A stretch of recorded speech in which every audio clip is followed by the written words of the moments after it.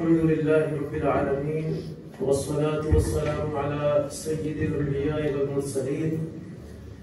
أما بعد فأعوذ بالله من الشيطان الرجيم بسم الله الرحمن الرحيم وإذ ابتلى إبراهيم ربه بكلمات فأتمهن قال إني جاعلك للناس إماما صدق الله العلي العظيم وصدق رسوله النبي الكريم الأمين ونحن على ذلك لمن الشاهدين والشاكرين والحمد لله رب العالمين. إن الله وملائكته يصلون على النبي يا أيها الذين آمنوا صلوا عليه وسلموا تسليما.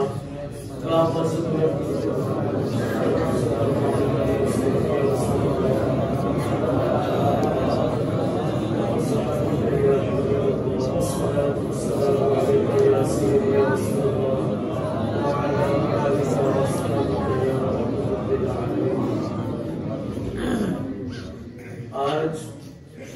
20 رمضان مبارک ہے اور یہ لمحات ہیں عظمتوں رفعتوں اور برکتوں والے ہم سے بہت جلد جدا ہو رہے ہیں اور بہت تیزی کے ساتھ گزر رہے ہیں. تو آج ہم 20 رمضان مبارک میں یہاں جامع مسجد میں موجود ہیں اور جن ساتھیوں نے اس کار خیر میں حصہ لیا ہے کہ لوگوں کو دین کی بات پہنچائی جائے، میں دعا گو ہوں کہ اللہ تعالیٰ ان کی عزتوں کے اندر، ان کی عمروں کے اندر خیر و برکت عطا فرمائے. یہ جو موضوع کا انتخاب مولانا نے میرے لیے کیا ہے یہ بہت ہی اچھوتا موضوع ہے اور یہ ایک ایسا موضوع ہے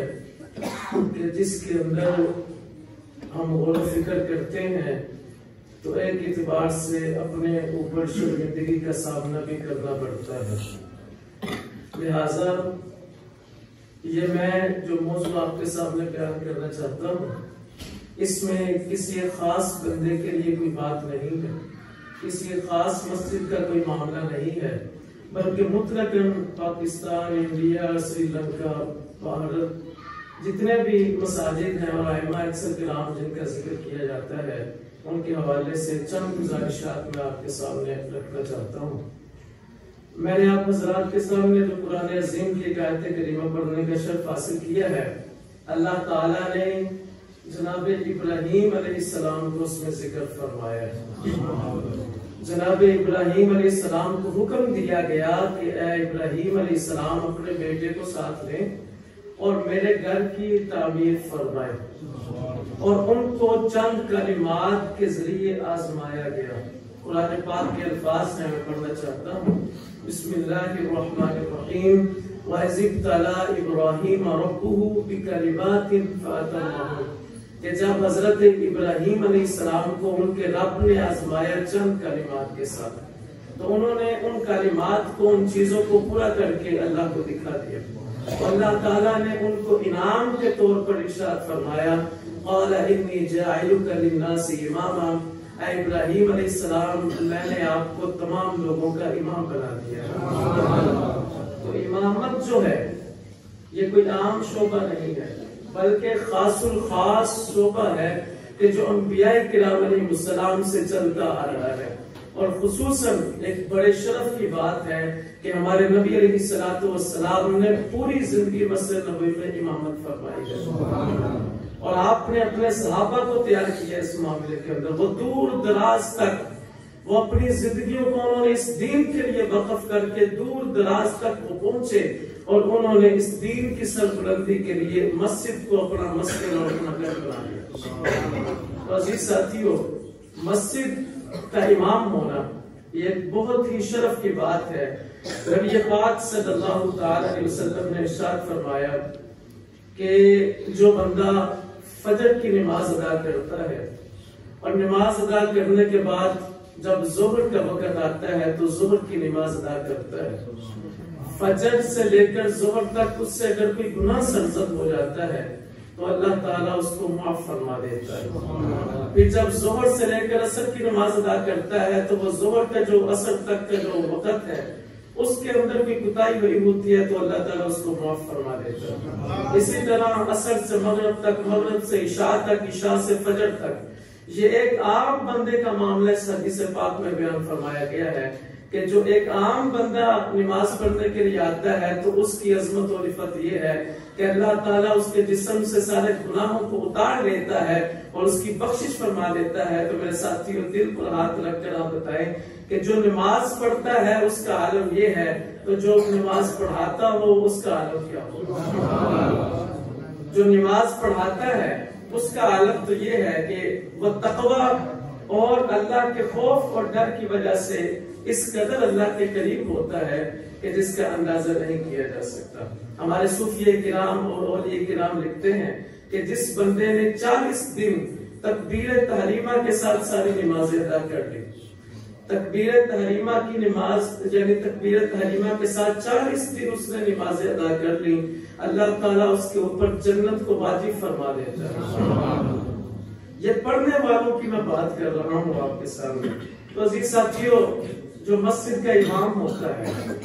وہ ایک عالم ہوتا ہے، عالم کے ساتھ ساتھ اس کے اندر عمل کی جو نعمت ہے وہ بھی پائی جاتی ہے، جو تقوی کی نعمت ہے وہ بھی پائی جاتی ہے۔ تو نبی علیہ السلام نے صرف ایک عالم کے لیے یہ فرمایا تھا کہ جو بندہ علم حاصل کرنے کے لیے گھر سے نکلتا ہے، روئے زمین کی جتنی بھی مخلوقات ہیں اس کے لیے دعائیں استغفار کرتی ہے،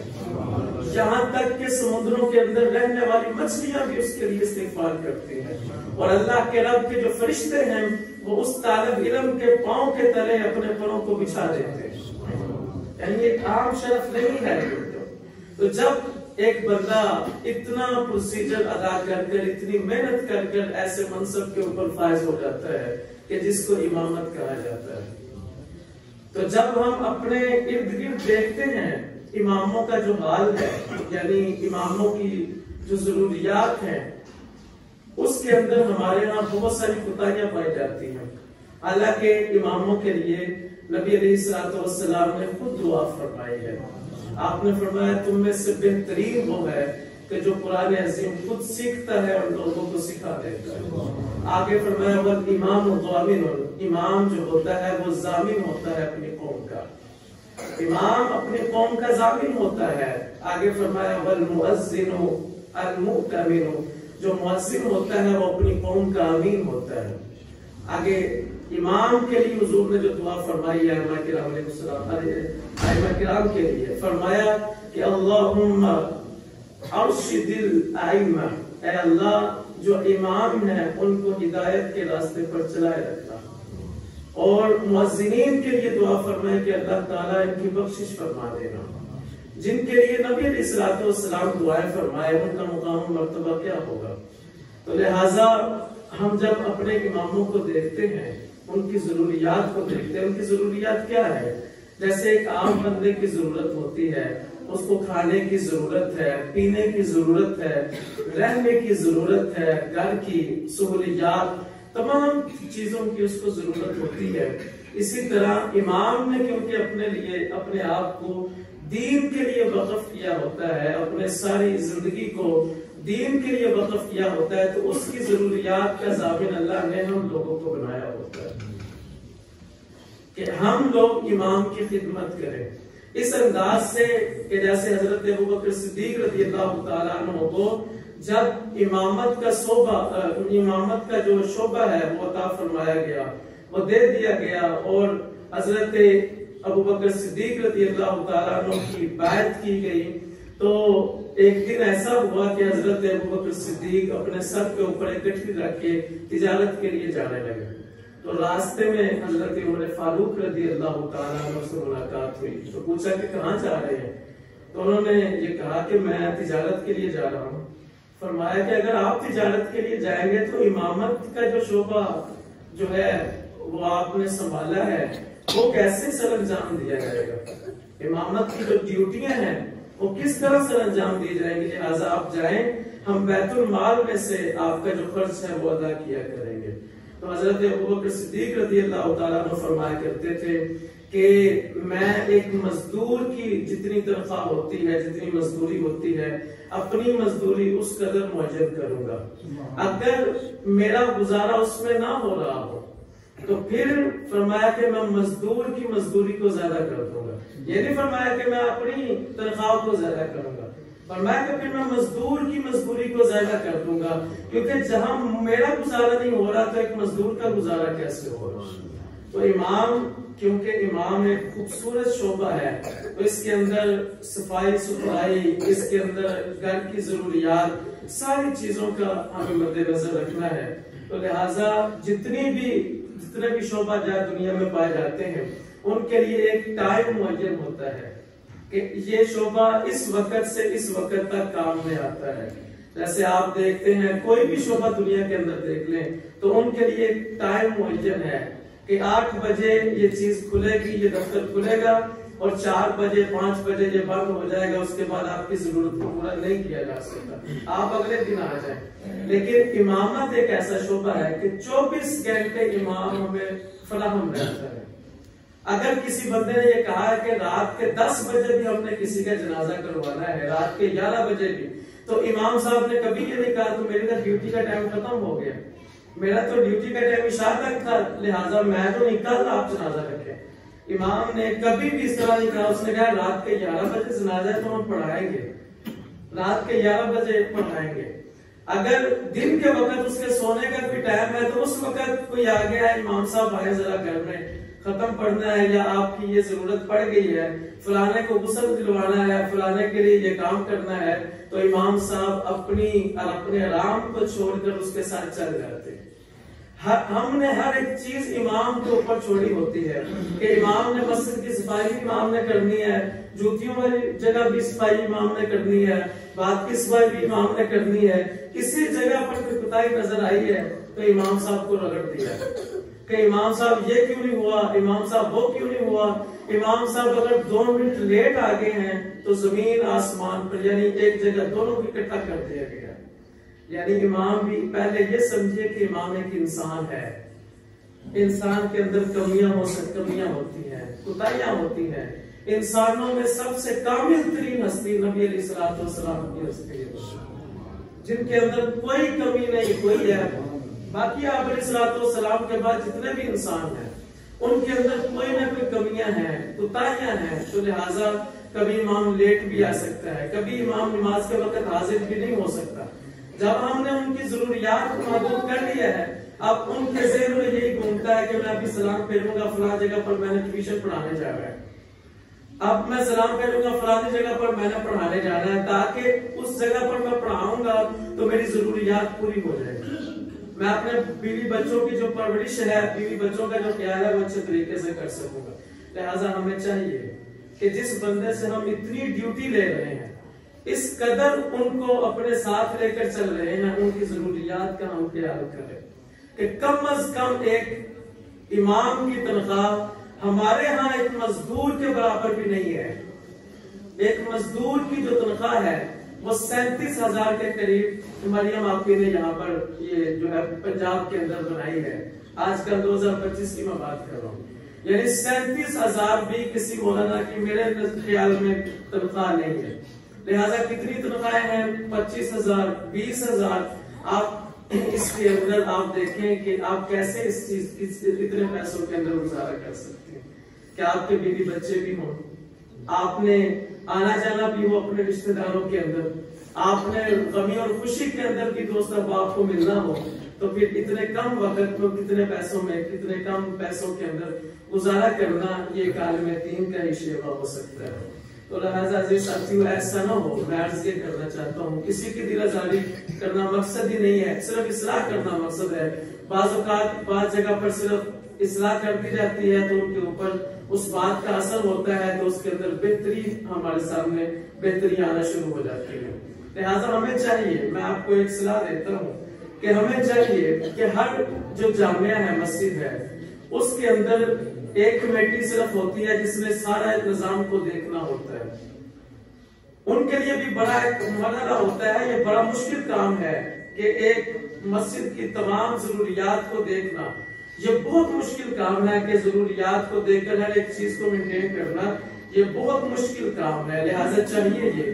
کہ ہمیں مسجد کے اندر 3 طرح کے لوگ ہوں ہماری جامعہ میں. مسجد کے اندر ایک وہ ہے کہ جو امام صاحب کے ساتھ تعاون کرنے والے ہیں,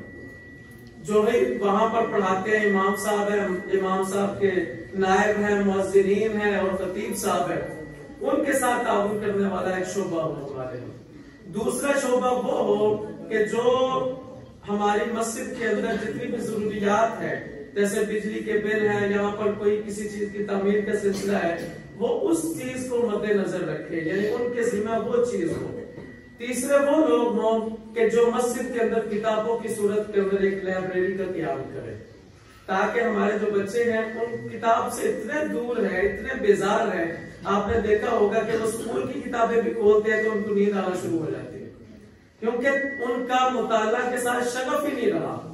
وہ مطالعہ کرنا ہی نہیں چاہتے, وہ صرف سنی سنائی باتوں کے اوپر یقین کرنا چاہتے ہیں. وہ یہ سمجھتے ہیں بس سنی سنائی باتیں ہمیں مل جائیں, چند نوٹس مل جائیں تاکہ ہم اس پرچے کے اندر کامیاب ہو جائیں. یعنی کتاب کے ساتھ وہ اپنا ربط قائم نہیں کرنا چاہتے. یہ 3 طرح کے لوگ اگر ہمارے مسجد کے اندر وہ اپنی اپنی ڈیوٹی سام لیتے ہیں, ان کو سونپی جاتی ہے, تو پھر یقیناً یہ معاملہ ہوگا کہ ان تینوں کے لیے آسانی سے یہ سارے چیز کو مینٹین کرنا آسان ہو جائے گا. تو لہذا عزیز ساتھیوں, ہمیں چاہیے کہ ہم اپنے اماموں کی عزت کریں, اماموں کو بلا وجہ نہ نکال دیں.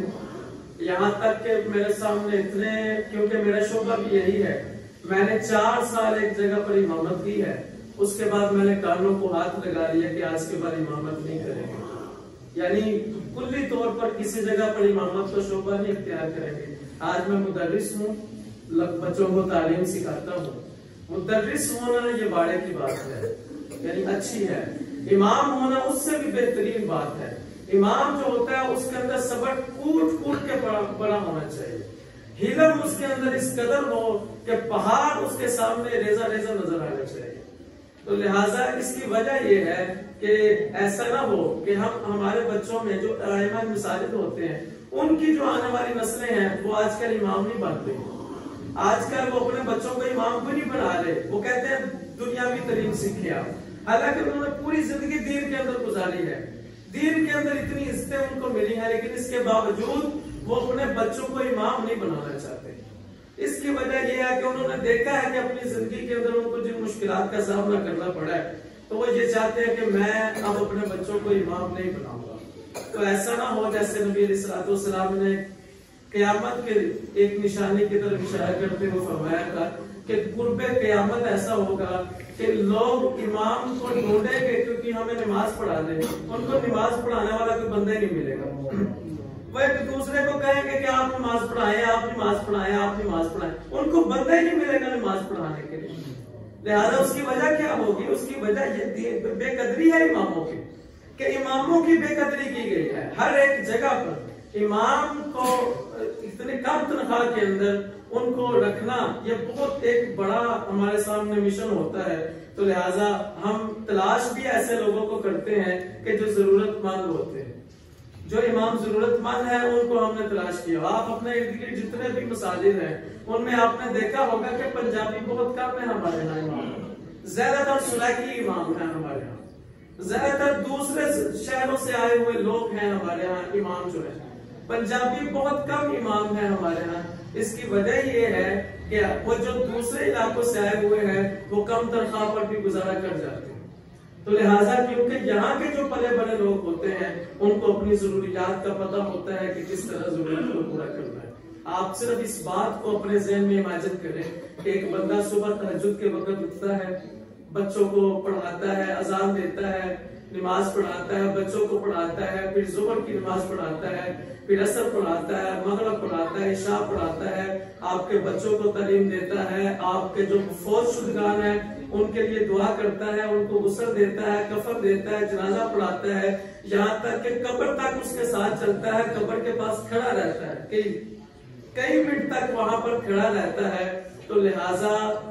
اس کی ضروریات کا جو ضامن ہے اللہ تعالیٰ نے ہم لوگوں کو بنایا ہوا ہے تاکہ ہم ان کی خدمت کریں, ان کی جب خدمت کریں، ان کی جب ہم خدمت کریں گے تو یقیناً اللہ تعالیٰ ہمیں فلاح نصیب فرما دے گا۔ تو عزیز ساتھیوں، ضرورت اس عمل کی ہے، بس باتیں تو بہت ساری طویل باتیں ہیں، یہاں تک کہ ان کی رہائشوں کا سرگودا سے 2-3 سال پہلے کی خبر تھی کہ ایک امام صاحب ان کی رہائش کے اندر تھے، وہ نماز پڑھانے کے لیے مسجد کے اندر آئے تو ان کا جو گھر تھا وہ اس قدر خستہ حال تھا کہ وہ گر گیا بارشوں کی وجہ سے، اور اس کی زد کے اندر ان کی بیوی اور ان کے 2 بچے آگے فوت ہو گئے۔ اب دیکھیے مسجد اتنی خوبصورت، ماشاءاللہ ساری مسجدیں خوبصورت بنائی گئی ہیں، تو پہلے مسجد بنانے سے پہلے امام کی رہائش گاہ کا انتظام، جس نے مسجد کو تعمیر آباد کرنا ہے، قرآن میں اللہ کہتے ہیں انما یعمر مساجد اللہ من آمن باللہ والیوم الآخر واقام الصلاۃ وآتى الزکاۃ، کہ جو اللہ کی گھروں کو آباد کرتے ہیں وہ لوگ ہیں کہ جو نماز قائم کرتے ہیں، زکات دیتے ہیں اور اللہ کے علاوہ کسی سے نہیں ڈرتے، یہ فلاح پانے والے ہیں، یہ ہدایت پانے والے لوگ ہیں۔ تو مسجد کی تعمیر کے اندر سب سے پہلا جو حصہ ہے وہ امام مسجد کا ہوتا ہے، کہ امام مسجد اس مسجد کی تعمیر کرتا ہے، یعنی اس کو آباد کرنے کی کوشش کرتا ہے۔ تو یہ جو حال ہمارے سامنے جو خبر آئی ہے 2-3 سال پہلے کی، تو آپ بتائیے کہ اس کا ضامن کون ہے؟ پھر ہم صرف اتنا کہہ دیں گے نہیں تقدیر میں اس طرح لکھا تھا کہ اس طرح ان کی موت اس طرح واقعہ ہونی تھی، لہٰذا اس طرح واقعہ ہو گئی، بس اپنی کوتاہیوں کو نہیں دیکھیں گے کہ ہم نے امام کے گھروں کو پوری طرح تعمیر ہی نہیں کیا ہوتا۔ امام بیچارے ہیٹر جلاتے ہیں اپنے کمروں کے اندر، وہ ڈرتے ڈرتے جلاتے ہیں کہ اگر کسی کو پتا چل گیا تو وہ کیا کہیں گے۔ امام کے کمرے کے اندر صحیح طرح اے سی کا بھی کوئی انتظام نہیں ہے، حالانکہ مسجد کی جو تعمیر ہے اس میں تزئین ہے، اے سی لگے ہوئے ہیں، ہیٹر لگے ہوئے ہیں، یہاں پر آرام کی صورت کوئی نہیں ہے، ہم یہاں عبادت کرنے کے لیے آتے ہیں، یہ آرام گاہ نہیں ہے، اللہ کا گھر ہے یہ۔ تو یہاں اے سی اگر نہ بھی ہو تو چلتا ہے، چلے گا کام۔ اگر یہاں پر ہیٹر نہ بھی ہو تو ہم یہاں ہیٹر سیکنے کے لیے نہیں آتے، ہم تو یہاں آتے ہیں اللہ کے ذکر کرنے کے لیے آتے ہیں۔ تو یہ چیزیں اگرچہ فی زمانہ ہمیں ضرورت ہوتی ہے، لیکن اس کے ساتھ ساتھ ہمیں امام کی ضروریات کا بہت سارا خیال کرنا ہے۔ تو آج آپ سب مجھ سے عرض کریں کہ جیسے ایک بندے نے امام صاحب سے آ کے کہا امام صاحب دعا کریں کہ میرا بچہ جاب لگ جائے، بہترین جاب ہو اس کی، اور اس کے بہت سارے جو ہے اس کی جو ڈیوٹی ہے وہ اعلیٰ درجے کی 100 اسکیل کی ہو، تو لہٰذا اس کی تنخواہ زیادہ ہو۔ تو فرمایا کہ اگر میں یہ دعا کروں کہ اس کی اتنی تنخواہ ہو جتنی میری، تو پھر تو اس نے کہا یہ تو آپ مجھے بد دعا دینا چاہتے ہیں۔ تو لہٰذا جیسے ہم نہیں چاہتے کہ ہمارے بچوں کی اتنی تنخواہیں ہو، لہٰذا امام کو اتنی تنخواہ دے تاکہ وہ حجرے میں بیٹھ کر کسی کی موت کا انتظار نہ کرتا ہو، کہ کوئی مرے گا تو اس کا ختم میں پڑھوں گا اور ختم کے بعد مجھے کوئی معاوضہ ملے گا تو پھر میں یہ کام کر دوں گا۔ وہ دعا کرے اپنی پوری رعایا کے لیے، اپنے لوگوں کے لیے، اپنے مفتیوں کے لیے کہ اللہ تعالیٰ ان سب کو جیسے میری خدمت کرتے ہیں ان کو دین و دنیا کی فلاح عطا فرمائے۔ امام کی اتنی خدمت کرے کہ جس قدر وہ آپ کی خدمت کرتے ہیں۔ پھر یہ صرف ہمارے سامنے ایک اور مسئلہ ہے کہ امام کو بلا وجہ ہم خارج کر دیتے ہیں، مسجد سے خارج کر دیتے ہیں کہ امام صاحب آپ کا وقت ختم ہو گیا، بلا وجہ کوئی بھی عذر نہیں ہے۔ کیسے ایسے امام ہیں 30 سال تک انہوں نے مسجد کی خدمت کی ہے، یعنی صرف 9 ایک مسجد کو یعنی نیچے سے لے کر اوپر تک وہ لے گئے، انہوں نے بچوں کو تعلیم دی، اپنی پوری زندگی کا اہم حصہ جو ہے وہ مساجد کے اندر انہوں نے گزار دیا، لیکن اس کے باوجود ان کو بلا وجہ وہاں سے نکال دیا گیا۔ تو کوئی وجہ نہیں، صرف یہ وجہ ہے کہ آپ کی جو آواز ہے اس میں کھڑ کھڑ پیدا ہو گئی، آپ تلاوت کرتے ہوئے کھانستے ہیں، یعنی یہ کیا وجہ ہے؟ لہٰذا یہ وہی ہے جب امام پہلے دن آتا ہے، تو جیسے ہمارے ہاں دلہن بھی پہلے دن آتی تو وہ کہتے ہیں دلہن کو ہاتھ لائیے تو وہ میلی ہوتی ہے، تو امام کا حال بھی یہ ہوتا ہے جب امام پہلے دن آتا ہے نا وہ کہتے ہیں امام صاحب کمال ہے، آپ کی تو تلاوت ایسی ہے، آپ کی تو تقریر ایسی ہے۔ وہی امام وہ 4 دن 6 ماہ سال بھی گزرتا، وہی امام جو ہے وہ اس عورت کی طرح لگنا لگ جاتا ہے جیسے وہ عورت کو بیاہ کر لاتے ہیں، وہ کہتے ہیں جب سے تم آئی ہو ہمارے گھر کا پٹا جو ہے وہ سارا بہ گیا۔ تو لہٰذا بات کرنے کا مطلب اور مقصد یہ ہے، یہ سارے رونے ہیں میرے ساتھی، یہ سارے رونے ہیں جو آپ کے سامنے رو رہا ہوں، کہ ایک بندہ ہے کہ جس نے پانچویں کلاس پڑھی ہے، اس کے بعد اس نے 2-3 سال حفظ پر لگائے 8 سال، اس کے بعد 8 سال کا کورس کیا ہے 16 سال، اس کے بعد مفتی کورس کیا ہے 2 سال کا 18 سال، اگر اس نے تجوید کا بھی 2 سال کا کورس کیا ہے تو یہ تقریباً 20 سال اس نے تعلیم حاصل کی ہے۔ 20 سال تعلیم حاصل کرنے کے بعد اس کی تنخواہ 20-25 ہزار، بس صرف 20 اور 25 ہزار اس کی تنخواہ ہے۔ تو اتنی تعلیم جو اس نے صرف پروسیجر، اتنی محنت کی ہے یہاں تک پہنچنے کے لیے، صرف اس کام کے لیے کی تھی۔ آج ہمارے جو طالب علم ہیں وہ بڑے سیانے ہو گئے، وہ اب یہ کیا کرتے ہیں، وہ دینی تعلیم کے ساتھ دنیاوی تعلیم بھی سیکھ لیتے ہیں۔ وہ کہتے ہیں اگر ہم ادھر نہ چلے تو ہم دنیاوی تعلیم کی طرف نکل جائیں گے، تو لہٰذا انہوں نے اپنے شعبوں کو بانٹ لیا ہے، دین جو ہے انہوں نے چھوڑ کر انہوں نے دنیا کو اپنا لیا ہے۔ یہ بندہ جس نے اس قدر تعلیم سیکھی ہے، ایک اور بھی ہمارے یہاں قابل مسئلہ ہے، آپ مجھے پتا ہے کہ یہ کارن میں زیادہ کر گیا ہوں، لہٰذا وہ یہ ہے کہ ایک امام آپ رکھتے ہیں، ایک امام ہے اس نے 18 سال پڑھا ہے، ایک وہ بندہ ہے کہ جس نے حفظ کیا ہے، اس کے بعد چند مسائل سیکھے ہیں، تقریر کرتی آتی ہے، اس کی تنخواہ بھی وہی، جس نے 18 سال تعلیم حاصل کی ہے اس کی تنخواہ بھی وہی۔ کوئی تعلیم کا معیار نہیں ہمارے ہاں۔ جب ہم کسی کو اپناتے ہیں، کسی کو امام بناتے ہیں، تعلیم صرف اتنا آپ پڑھے ہیں بس ٹھیک ہے، یعنی ایک بندہ 18 سال جس نے تعلیم حاصل کی ہے، ایک وہ بندہ وہ ہے جس نے حفظ کیا ہے، حفظ کے بعد اس نے کوئی مسائل سیکھے ہیں، اس کے بعد جناب والا اس نے بس تقریر کرنا شروع کر دی ہے، لوگوں نے سمجھا یہ بہت بڑے عالم ہے، تو ان کی تنخواہ اس امام سے کئی حد تک زیادہ چلی جاتی ہے۔ ہم اپنے خطیبوں کے ہاتھ چونتے ہیں، اپنے پیروں کے ہاتھ چونتے ہیں کہ جنہوں نے ایک دن آنا ہے، بس ایک دن آ کے تقریر کر کے انہوں نے چلے جانا ہے۔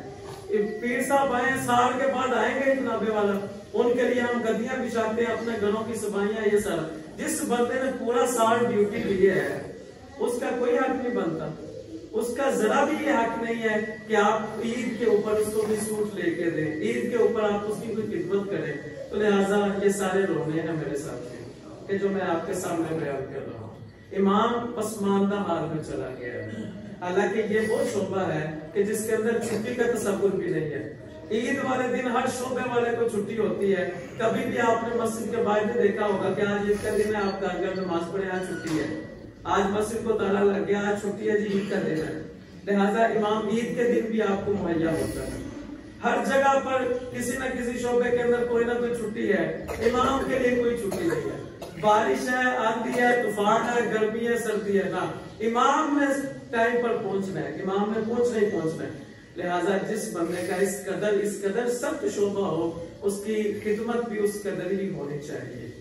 تو آپ سب یاد کریں کہ جس طرح ہم اپنے گھروں کی ضروریات کو دیکھتے ہیں، اس قدر ہم امام کی ضروریات پر بھی مد نظر رکھیں گے، امام کی خدمت کو بھی بروئے کار لائیں گے، تاکہ امام اپنی خودی کی وجہ سے کسی سے کبھی بات نہیں کرتا، کیونکہ اللہ نے اس کے اندر خودی رکھی ہوتی ہے، وہ کسی سے بات اپنی کھول کے نہیں کسی سے کرتا، وہ اپنا رونا کسی کو کھول کے نہیں سناتا۔ تو لہٰذا کیونکہ ہم اس شعبے کے ساتھ تعلق رکھنے والے ہیں، ہمیں ان ساری چیزوں کا علم ہے کہ کون سی چیزیں کہاں پر کس جگہ پر اس چیز کی ضرورت ہے، میں نے آپ کے سامنے وہ بیان کر دی ہے۔ تو میں دعا گو ہوں کہ کاش کہ یہ باتیں آپ کے دل کے اندر اتر جائیں اور آپ اپنے ائمہ کرام اور اپنے خطیب، اپنے مؤذنین کی خدمت کریں۔ اللہ تعالی ہمیں عمل کی توفیق عطا فرمائے۔ وآخر دعوانا ان الحمدللہ رب العالمین۔ بسم اللہ الرحمن الرحیم، الحمدللہ رب العالمین، اللہم صلی علی سیدنا و مولانا محمد وعلی آلہ واصحابہ وبارک وسلم۔ اللهم ربنا آتنا في الدنيا حسنة وفي الآخرة حسنة وقنا عذاب النار وقنا عذاب القبر وقنا عذاب الحشر وقنا حساب الميزان۔ اے پروردگار عالم، نماز فجر کی باجماعت حاضری کو اپنے بارگاہ میں شرف قبولیت عطا فرما۔ اے پروردگار عالم، ہم سب کے صغیرہ و کبیرہ گناہوں کو معاف فرما۔ اے مالک و مولا، جو ہم سب سے تعلق رکھنے والے اس دنیا فانی سے چلے گئے، ان سب کی کامل بخشش و مغفرت فرما۔ اے پروردگار عالم جو بیمار ہیں ان کو شفا کلی عطا فرما، جو تنگ دست ہیں ان کی تنگ دستیوں کو دور فرما، جو پریشان حال ہیں ان کی پریشانیوں کو دور فرما، اے مالک و مولا جو قرض دار ہیں ان کو قرضے سے نجات عطا فرما، اے پروردگار عالم جو بے اولاد ہیں ان کو نیک ساتھ اولاد عطا فرما، اے مالک و مولا جو بے گھر ہیں ان کو اپنا اپنا گھر نصیب فرما، اے پروردگار عالم ہمارے فلسطینی بھائیوں کی، کشمیری بھائیوں کی غیبی مدد فرما، اے مالک و مولا ہم پر وہ بوجھ نہ ڈال جس کو اٹھانے کی ہمیں طاقت نہیں ہے، اے مالک و مولا ہمیں معاف فرما، ہم سے درگزر فرما، ہم پر رحم فرما، تو ہی ہمارا مولا ہے، کافروں کے مقابلہ میں ہماری مدد فرما، اے پروردگار عالم مسلمان جہاں جہاں آباد ہیں سارے مسلمانوں کی خیر فرما، اے اللہ ہمیں بخش دے، ہمارے والدین کو بخش دے، قیامت تک کے مومنین مومنات کو بخش دے، اے اللہ ہمیں اپنا فرما بردار بنا دے، ہماری اولادوں کو اپنا فرما بردار بنا دے، ہماری دعاؤں کو قبول فرما دے، صلی اللہ تعالی علی حبیبہ سیدنا و مولانا محمد وعلی آلہ و اصحابہ اجمعین برحمتک یا ارحم الراحمین۔